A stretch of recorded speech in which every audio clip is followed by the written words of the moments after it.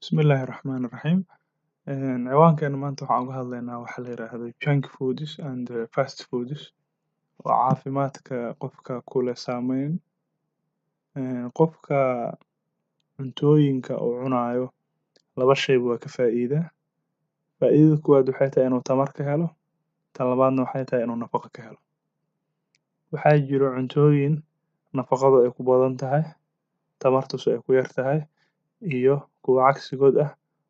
Cuntooyinka dadka ay cunaana waxay ku kala xiran tahay deegaanada ay ku kala nool yihiin. Qaaradaha kala duwan ee dunida maadaama ay kala duwan yihiin cunooyinka iyo dalagyada ay beertaan iyo nooca hilib ay cunaan, waxaa kala duwan cunooyinka ay farsameystaan iyadoo taasi dhaqankana la xiriirto. Si guud ciwaanka inaan maanta doorano waxaa ku xirnay maadaama magaalooyinka waaweyn ee dalkeena ay kusoo badanayaan meelaha cuntooyinka fudfudud lagu sameeyo. Waxaan garanay in cuntooyinkaasi saameyn caafimaad leeyihiin, marka taas darteed ciwaankan u dooranay. Cunooyinkaas lagu sameeyo meelaha ee ah cuntooyinka fudfudud waxaa isugu jiraan cuntooyin nafaqo leh ama xaddiga nafaqadoodu ay ilaa xad fiican tahay, iyo cunooyin aan wax nafaqo ah lahayn oo ay tamarta ku badan tahay. Cunto kasta oo aan karin kaaga baahnayn, oo aan diyaarin kaaga baahnayn, oo aan kululayn kaaga baahnayn, oo intaad ka soo gadato meelaha cunooyinka lagu iibiyo aad sideeda u cuni karto, waa cunooyinka fudud wax la dhaho ama fast food. Cunooyinkaas waxaa jira cunooyin ka mid ah oo ah cunooyinka ugu badanba oo loo yaqaano junk food. Junk food waxaa la dhahaa cunno aanan lahayn faa'iido nafaqo. Cunooyinkaas aan faa'iidada nafaqo lahayn amaba aanan lahayn waxa loo yaqaano fitamiinada, macaadinta iyo diet fiber-ka yaa waxaa loo yaqaanaa junk foods. Cunooyinkaas waxaa ku badan sokorta, cusbada iyo dufanka, waxaana ku yar diet fiber-ka. Cunooyinkaas waa cunooyinka ugu badan ee haddeertaan dadka galbeedka ku nool ay isticmaalaan. Markaan galbeedka dhahayna waxaan ula jeednaa dadka reer Yurub iyo dadka waqooyiga Ameerika ku nool. Cunooyinkaas isticmaalkooda iyo magaaleyntan xiriir fiican ka dhexeeya. Marka maadaama magaalooyinka Soomaalida hadda ay waaweyn ay dadka kusoo badanayaan, hal abuuradana kusoo badanayaan, waxaa sahlan in la furo meelo badan oo cunooyinka fudud lagu sameeyo. Cunooyinkaas marka khaasatanna cunooyinka junk foodska loo yaqaano, sida haddaan tusaale hadda soo qaadano, meelaha qaar chips yaa lagu sameeyaa, waxaa lagu sameeyaa meelaha qaarkood waxyaalo oo macmacaan ah oo tiro badan oo la isku daraayo. Waxaa la sameeyaa cunooyin lagu daraayo sida waxyaalahan mayonnaise-ka iyo waxyaalaha la midka ah. Waxaa la sameeyaa waxyaalo oo bakari ah oo lagu sameeyo meelaha foornooyinka. Waxaa la sameeyaa waxyaalo oo rootiyo iyo waxyaalo la isdhex gelgelinayo oo badan oo qaabab kala duwan loo sameynayo oo ay ka buuxaan waxyaalo dhadhan macaan leh laakiin aan nafaqo lahayn. Waxyaalahaas oo dhan isticmaalkooga wuxuu saameyn xooggan ku yeelanayaa qofka, hadday ahaan lahayd caafimaadkiisa, dheefshiidka, maskaxiyan, dabci ahaan iyo cudurrada lala noolaaday waqtiga dheer jiray intaba saameyn badan ayuu ku leeyahay. Cunooyinka aan ka hadlayno markii uu qofku inuu cuno bilaabo, dhadhankooda darteed maskaxda way la qabsataa, dheecaano ay kula qabsatayna soo daysaa. Sidaas darteed qofkii la qabsada cunooyinkaas waa ku adag tahay joojintooda. Cuntooyinkaas marka maadaama ay tamarta ku badan tahay laakiin nafaqada ay ku yar tahay, markuu qofka cunistooda uu la qabsado uu badsado, waxaa imaanaysa qofka inuu cayilo. Waxaa imaanayso cayilkaasi inuu keeno in insulin resistant wax la dhahay uu develop gareeyo, kadibna ay sokor, dhiig kar, wadne xanuun iyo xataa cudurrada faaliga ay ku yimaadaan haddii qofku uusan naftiisa ka xakameynin isticmaalka cunooyinkaas. Dhanka kale waxay keenaan in qofka hurdada ka xumaato, dabeecaddu ka halowdo, waxay keenaan in qofka cunooyinka kaleeto ay ka hor istaagaan ee nafaqada leh. Sidaas darteed yay khatar dhan kasta ah ku leeyihiin qofka caafimaadkiisa.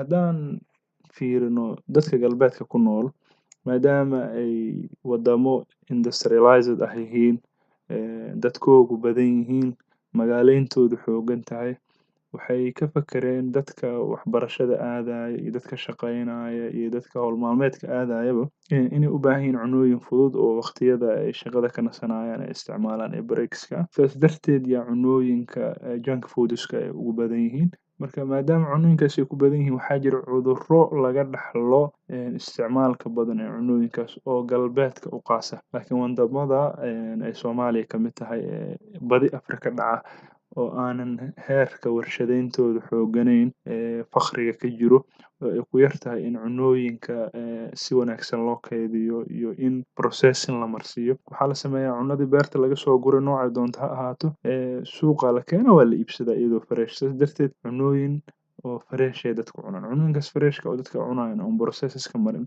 maxaa faa'iido ugu jirto? Faa'iidada ku jirto haddaan hal tusaale keeno. Tusaale, baradhada markii lasoo guro beerta laga keeno ee suuqa la keeno iyadoo fresh ah oo qofka isticmaalayo, iyo baradhada chipska laga soo sameeyey ee lasoo warshadeeyey ee processingka lasoo marsiiyey, waxay farqi ahaan ku kala duwan yihiin. Tamartii waa isku mid, laakiin tan fiber aa la socdo oo dabiiciga ah. Laakiin markii processingka cuntada la marsiinayo, waxaa laga soo reebayaa fiberska faraha badnaa. Marka laga soo reebo, cunto kasta oo fiberkeedu uu yar yahay, mar allaala markaa cunto, horaa dhiigga looga darayaa iyadoo sokora. Kadibna maadaama sokorta dhiigga gashay ee tirada badan uusan jirku u baahnayn, waxaa la isku dayaa in la kaydiyo. Waxaana loo kaydinayaa qaab oo sokor ah. Waxaa loo kaydinayaa qaab baruur ah. Marka sokortaas qaab baruur ah marka waqti dheer loo kaydiyo, waa dareemaysaa in cayileed. Haddaan tusaale kaleeto aan bixino, waxaa tusaale usoo qaadan kartaa liinta macaan lasoo guro, beerta laga soo guro ee suuqa la keeno, iyo midda lasoo miiray ee lasoo warshadeeyey ee maxaa la dhahaa caaga lagu soo shubay ee laga yaabo in markii laga tago chemicalska iyo waxyaalaha kale lagu soo daray ee preservativeska ah, kaliya in diet fiberkii tan laga heli karay tan laga soo saaro darteed, isku si ma u saameynayaan oo qofka jirkiisa. Haddii liin oo gasacadaysan oo warshadaysan aa cabtid, iyo haddii intii in u dhiganto oo liin dabiici ah cuntid oo sokorta dhiiggaada gashay la cabiro, isku mid ma noqonayo. Sababtana waxay tahay tan lasoo process gareeyay si toos ah dhiigga loogu wada darayo, laakiin tan fiber aa la socdo. Sidaas darteed xaddiga oo jirkaaga markii ay gasho dhiigga lagu dari karo waa yaraanaya. Sidaa daraaddeed, tusaalooyinkaas waxaan u bixinaa waxay ahayd in la fahmo cuntooyinka processedka maray khatarta ay leeyihiin. Dhan kale haddaan ka fiirino oo qofka uu ka fahmi karo, cudurrada dadka Soomaalida ah iyo dadka Afrika ku dhaco waa cudurrada infectionska ah.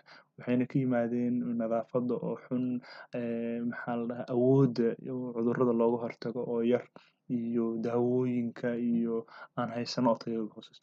Laakiin markaa galbeedka iyo wadamada horumaray aad tagtid, waxaa ku badan cudurrada kansarada ah, cudurrada lala noolaaday waqtiga dheer jira sida diabetiga iyo wadne xanuunka iyo dhiig karka iyo waxyaalaha la midka ah. Waxa keenaya in labada nooc ee cudurro ah ee labadaas dadku kala dhacaan, waxaa qayb weyn ka qaadanaya nooca cunto ay cunaan iyo deegaanka ay ku nool yihiin iyo sida ay u cunneeyaan. Intaasba kaalin lixaad leh ayay ku leedahay kala duwanaanta cudurrada dadkaas ku dhacaya. Marka haddii magaalooyinkeena isbedelada ku dhacaya iyo cunooyinka noola soo dhoofinayo ay la mid noqdaan kuwa galbeedka, waxaa sidoo kaleeto nooloo soo waaridayaa oo qasaba in dadkeena lagu arko cudurro aan hore loogu arki jirin ama aan ku badnayn oo galbeedka ku badnaa. Haddii maanta lahayn lahaa resultiga amaba natiijada dadkii 1980kii 70kii 60kii dadkeena magaalooyinka ku noolaa ama xataa baadiyaha jooga, cudurrada ku badnaa, iyo maanta magaalada ugu weyn dalka ee Muqdisho cudurrada ugu badan ee dadka lagu arko, waxaa xaqiiqa in la heli lahaa in ay isbedeleen cudurrada dadka ku badanaa inay isbedeleen. Macnaheeduna maahan in cudurradaas aysan jiri jirin, way jiri jireen, laakiin in ay soo bataan cudurro oo ay deegaan ay kusoo bataan ama ay ka yaraadaan, waxaa qayb lixaad leh ka qaata nooca cunto iyo isbedelka deegaan ee yimaada ayaa qayb ka qaata. Marka annaga Soomaali ahaan khatarta noo dheer oo aan dadka kale uga duwannahay isticmaalka junk foodska ayaa waxay tahay qofku markuu waxbarasho ama shaqo soo aado ee uu bannaanka junk foods fara badan ku cuno markuu guriga u laabtana waxaa ugu horeeya cunto hal nooc ah dunida kaleeto saxanka waxa uu ka kooban yahay dhowr qayb oo cunto ah waxaa sahlan marka qofka inuu ka helo cuntooyinkaas kala duwan nafaqadii uu u baahnaa iyo fiberka u baahnaa annaga laakiin markaa guriga tegtid waxaa kaa horeeya bariis iyo baasto iyo canjeero wax kale oo aan cunno oo naqaano ma lahan waxaa laga yaabaa habeenkii in marmar guryaha qaar laga sameeyo digir laakiin ma badna marka qofka cuntada soomaaliga ah ee casriga noo la fiiriyo waa bariis baasto iyo canjeero cunooyinkaasna waa cunooyin aanan nafaqada aa u baahnayd aadan ka helinin tamaray leeyihiin waa sax laakiin nafaqada aa u baahnayd ma ka helayd marka qofkii oo bannaankana ku cunayo cunto tamarta ku badan tahay oo aan nafaqo lahayn markuu guriga tagana cunayo cunno aanan isu dheelitirayn oo hal nooc u badan qofkaas waxa uu khatarta ka imaan karta cunnadaas uga dhow yahay dadka kaleeto oo bannaanka markay junk food kusoo cunaan guriga cunto isku dheelitiran ugu horeyso mid kalena waa in hoosta ka xariiqna dadka galbeedka ah ee cunooyinkan aadka u cuno maadaama ay dhaqaale ahaan naga dhaqaale roon yihiin waxaa sahlan qofku wuxuu awoodaa inuu soo iibsado asoo junk food iska cunaayo wax kasta oo nafaqo ah oo ka maqan sidaas darteed haddii aad social mediaha aad ula xiriirtid waxaa arki kartaa dadka galbeedka ku nool oo isticmaalayaan faybaro gooni ah oo ama bacaysan ama dhalooyin ku jiro oo la qasanayo oo la cabayo fiberkaas qofku wuxuu u cunayaa si uu caafimaad uga helo maayo fiberku wax weyn ayay qofka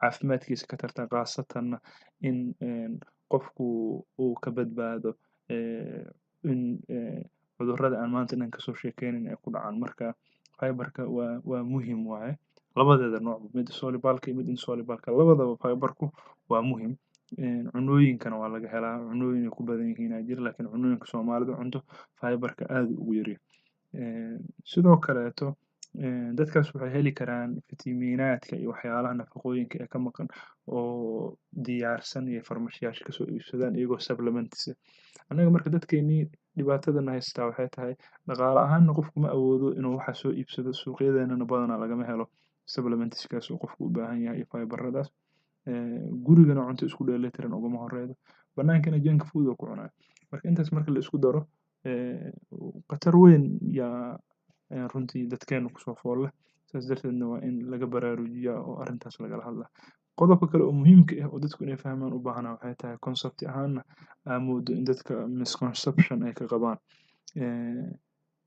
kansarka loo yaqaano kansarka mindhicirada runtii kansarkaas hadda waxaan halkan ugu soo qaadayaa waxa waye ciwaankan xiriir fiican uu la leeyahay cunooyinka galbeedka laga cuno iyo kansarka mindhicirada ku dhaco xiriir fiican uu leeyahay maxaan ka wada xiriir fiican uu leeyahay cunooyinka fiberka ee ku yar tahay maxaa la dhahaa junk foodska ah waxaa lala xiriiriyaa kansarka mindhicirada khaasatan mindhicirada waaweyn aan ka hadlayo colon kansarka wax la dhaho dadkeenu khaasatan dadka dhalinyarada eh 30ska ku jiro hadda waxaa kusoo badanaya kansarka mindhicirada waxaa arkaysaa qof 30 jir oo hadda jaamacad dhameeyey ama shaqeeya ama oo la dhahayo qofkaas kansarka mindhicirada ku dhacay runtii inkastoo kansarka aysan jirin sabab rasmi oo keento oo la garanayo laakiin waxaa jira wax la dhaho risk factorska ama waxyaalaha sahla in cudurkaas oo qofka ku dhaco yuu ka mid yahay isticmaalka cunooyinka ay ku yartahay fiberka marka saas darteed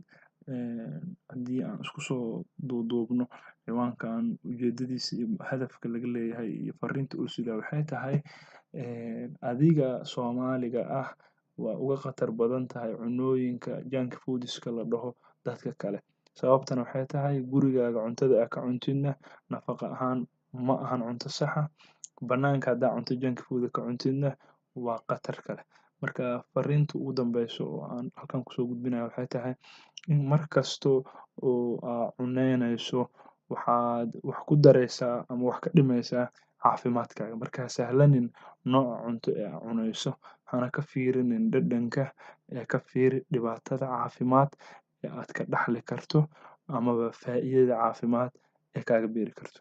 Marka cunto markaa cunayso waa inaad ku doorataa nafaqada ee aadan ku dooranin tamarta. Waayo tamartu wax kastaa ka heli kartaa tamar. Haddaa koob shaah aa cabtid waa ka heli kartaa. Haddaa caano cabtid waa ka heli kartaa. Marka tamartu cunooyinka badi tamar waa laga helaa. Cunooyinka dhan waa tamar ay leeyihiin. Laakiin cuno kasta lagama helo nafaqo. Marka aan iska ilaalino cunooyinka junk foodska la dhaho ee diyaarsan ee meelaha lagu iibiyo ee nafaqada lahayn ee dhadhanka darteed loo cunaayo. Marka ciwaankeena inuu dheeraado ma rabo. Intaasaan kusoo koobaya. Wassalaamu calaykum waraxmatullaahi tacaala wabarakaatuh.